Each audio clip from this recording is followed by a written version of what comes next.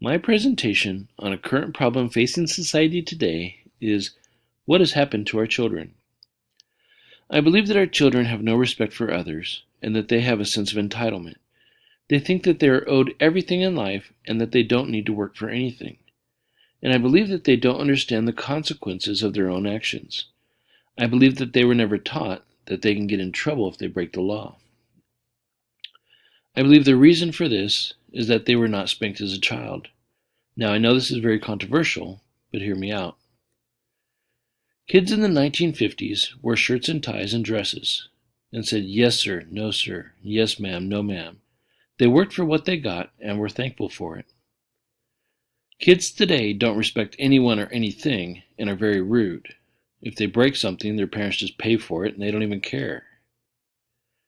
The real difference, I believe, is the way that they were raised. In the 1950s, parents spanked their kids and made them work. In the 2020s, parents act more like their kid's friend.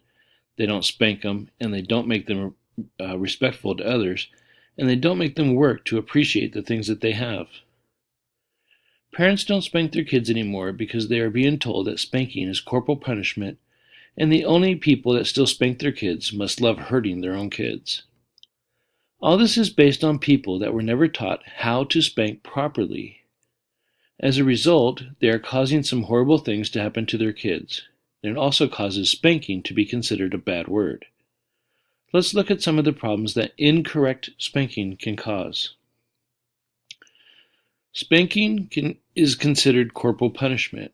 It is associated with higher levels of aggression, antisocial behavior, anxiety, depression. It is said that it is ineffective. It has suicidal tendencies. It is said that it violates human rights. It increased mental health problems and also included physical, developmental, social, and cognitive problems. And also it is linked to substance abuse. The pros with spanking is that it is a good way to discipline your children, a good way to show them that there are consequences to their actions, and a good way to show that you love them enough to make sure that they turn out to be good people. There are innumerable ways to spank incorrectly, but only one way to spank correctly. It must be done in love. Jared Pingleton says, "Punishment is motivated by anger, but discipline is motivated by love." If we set rules for our kids, we must let them know what the consequence is for disobeying.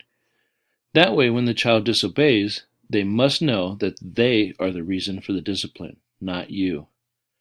When administering the discipline, you can not be angry, and you must be sure that your child knows who is responsible for the discipline. That way, they don't blame you for their wrongdoing. What happens next is beautiful. You get to hug your child and console them because you love them and you don't want anything to happen to them. You need to remember that what just happened is their fault and not yours. And just like if they fell off a bicycle and got hurt, you were there to help them up and hold them until they feel better. Thank you.